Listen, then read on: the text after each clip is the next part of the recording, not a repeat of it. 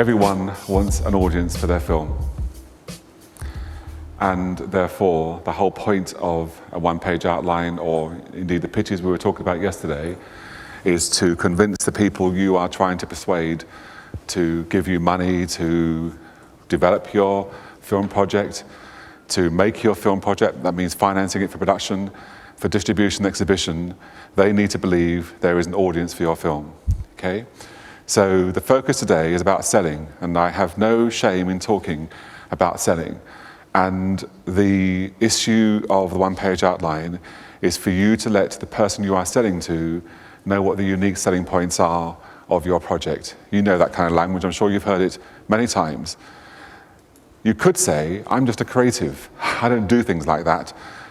But I have to say to you, if you want to make a living, you have no choice, okay? You can't just expect someone who works in this business to give up their time to read a script, because that's what you want to do, write the script, to read a script and to read it all the way through and do so attentively and find out it's crap. It just doesn't happen, okay? Around my desk and in my cupboards are stacks of scripts, and the pile that I have, my priority reading list, changes all the time according to new priorities that come in. So that is a reality. If you don't make it clear to me somehow or other that, and it's normally through the way I'm talking about it now, that your project should be made a priority, a serious priority, which doesn't get pushed further and further down the list, then it will not get read for a very long time. So when you hear stories about, oh, I sent my script in to such and such who said he was interested, I've been waiting 3, 4, 5, 6 months, I still haven't heard anything, it's because you have not convinced him, her, why they should read that fast.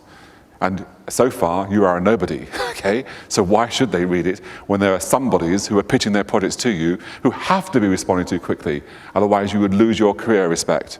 So you have to present your project in such a way as to make it clear to them that even though you are a new entrant, a first, second-time filmmaker, that your project is worth considering, okay? And we don't tend to like talking about genre here, but the reality in the world is, just think about going to a bookshop. You don't go into a bookshop to spend all day there looking through every single book on the shelf. You go into a bookshop, and if you want to buy a book, forget electronic books for now. If you want to go buy a book, you go to the section of the bookshop that says the genre that you know you like.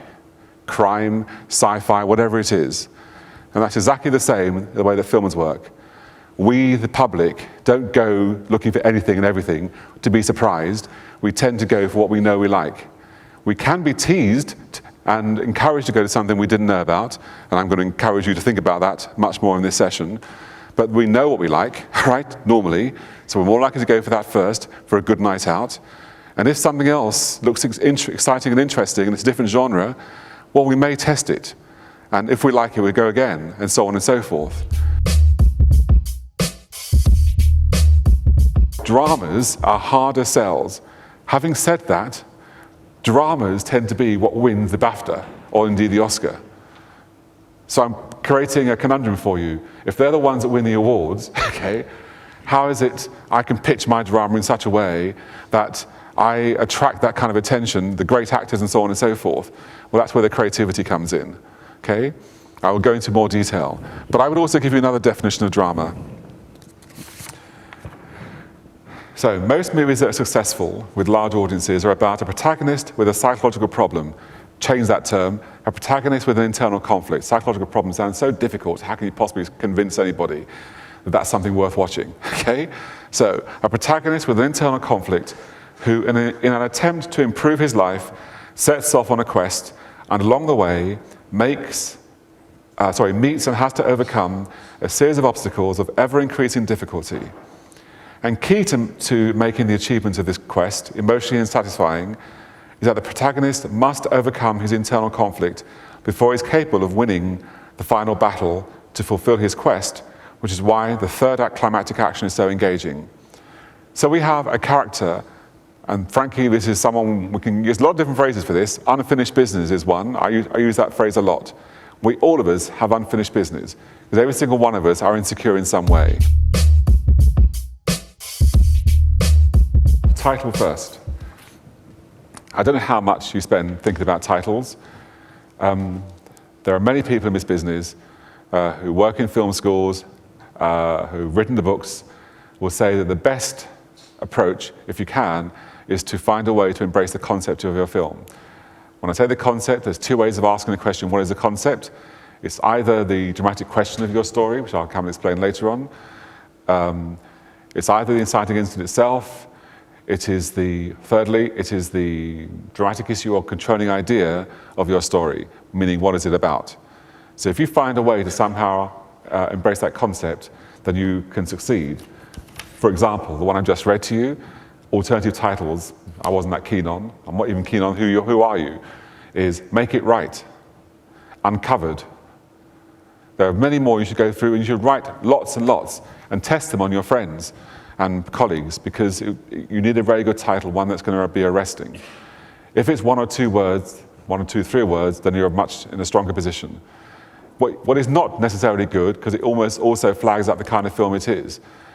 Much as I like the film, I hate the title. Eternal Sunshine of the Spotless Mind, okay? You have to think about, what does this mean?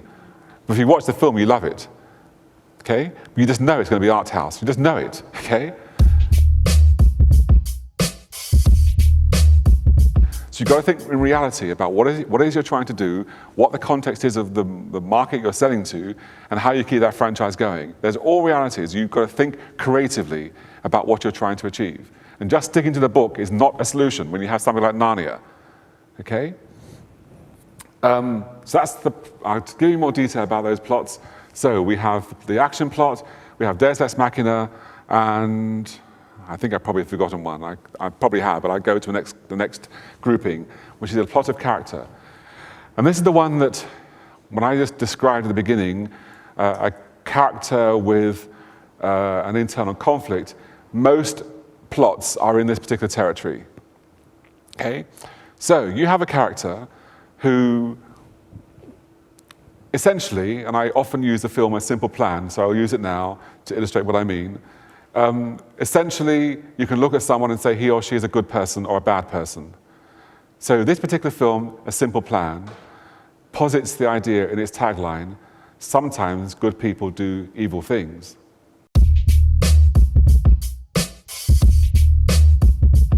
Most of you know that action films tend to be around 90 minutes. Most recently, because action films, not just action films anymore, where it's James Bond or Bourne, or Wanted, or Salt, or whatever it is, I can go on and on, they are action adventure plus sci-fi plus whatever. So increasingly, these films are also 120 minutes or even longer, okay? The ones that are shorter, the 90 minutes, 75 minutes, Toy Story, children's films, comedy, animation, they frequently are, but comedy frequently is around 90 minutes. And frankly, if you're saying it's a comedy, I wouldn't expect it to be much longer than that, unless it's comedy drama, okay? Hence Hitch, Jane, all right? Because you're exploring character in a way that comedies don't normally do. So if you really need to explore a character and want to explore a character, then you have justification for going for 120 minutes. Otherwise, if it's that light and fun, then you should only go for the 90-minute film. 75 minutes should be the minimum, really. Otherwise, it's a TV drama that fits into a 60-minute slot. But those children films which do 75 minutes, which could be Toy Story or something like that, then it's fair enough. Okay? So we have an expectation. If you say a comedy, we're already thinking 90 minutes. If you're going to tell me it's 100 minutes, we're thinking, why? If you don't convince me in the course of your pitch that there's a major character development story going on there, and therefore why haven't you told me it's comedy plus romance, comedy plus whatever, but I'm thinking you don't really know what you're doing. You aren't professional enough yet. So think through what other genre is part of your comedy. But now in more detail about the target audience. On this one-page outline, at the top, it says target audience. Just tell us the age group you have in mind. It may say family audience, or otherwise will say an age group. You may say, and too often people say things like this, 15 to 45, 15 to 55, or 65. Don't do that. A target is a target. And people have different tastes depending on the ages roughly they're in. So 16-year-olds, what kind of movies they go to most of the time? They're not the nice, sweet, serious drama called Madame Bovary, all right? They tend to be the action films, the comedies, etc., etc. And they often like to see movies where there are people of somewhere in their own age. So a teen comedy like There's Something About Mary, they will go to in large numbers if they can, if it's not too dirty, right? A comedy like, I'm now going to separate the audience out a bit. A comedy like He's Just Not That Into You, is that the one? Yes. A comedy like He's Just Not That Into You is really about the group of 20s to 30s, so 25 to 34, who are predominantly girls who are really confused and annoyed about these guys not committing to them and saying, I want to get married and so on and so forth.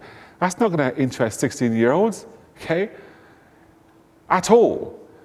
And frankly, as you get beyond 35, it's not going to interest them either very much, okay? So you have a very narrow target for that kind of movie. So think seriously about the kind of things those people do in their lives, the kind of things they're interested in, the kind of magazines and newspapers they read, TV programs they watch. Then you'll help yourself to work out roughly which target group you should be really focusing on. It doesn't mean to say you can't spread it into another target group, crossover, through marketing or through the addition of certain kind of characters and so on and so forth. But your main marketing push is going to be to that main audience. And word of mouth can help it reach another audience. And then when you come to pitching a program, all the stuff I've covered is part of the process. And a major part of it is the reason for producing this now. Why now? That's a box you have to fill in. And that's what the statement of intent is about. But in this whole logline issue, you, the producer, one of the jobs you must do when you've finished your program is you have to write the TV listings entry, okay? What is it that people who are going to watch wonder what they're going to see that evening, or the newspapers and how they choose to highlight certain things or not? Your TV listing, the logline is officially called, is really, really important for attracting that audience. The casual viewer, the one who's not sure what to watch that night. So the pressure is on you to make it as short as possible, really as short as possible. The second pressure on you is to make it compete with other things. I've done lots of primetime programs, lots. So you know there's going to be something on X number of other channels competing for that 9 o'clock slot or whatever it is alongside you. I'm asking you to think very seriously about what I said a bit earlier about point of view. If you are angry about something, then that will be part of the point of view you will have on whatever the issues you're looking at. What I think is an interesting film, because it was about an issue, a political issue, which is racism, which I'd never thought was going to work like that, was Paul Haggis's Crash. But it did work very much. And you can't ignore by saying it's about race, okay, or race relations, or racism, whichever word you want to say. And yet he makes it work. But normally you've got to say it's about something like love or justice or whatever it happens to be. So there are just ways you have to think through your project very seriously and think, if it's about things like justice or oppression or whatever it is, what is your view on that, and who are the kind of people who are most likely to be interested? And then if certain qualities are added to it, how beyond that obvious target group can it grow to create a bigger audience to make it financeable? I've run out of time. Thank you very much for giving me your time, and see you later.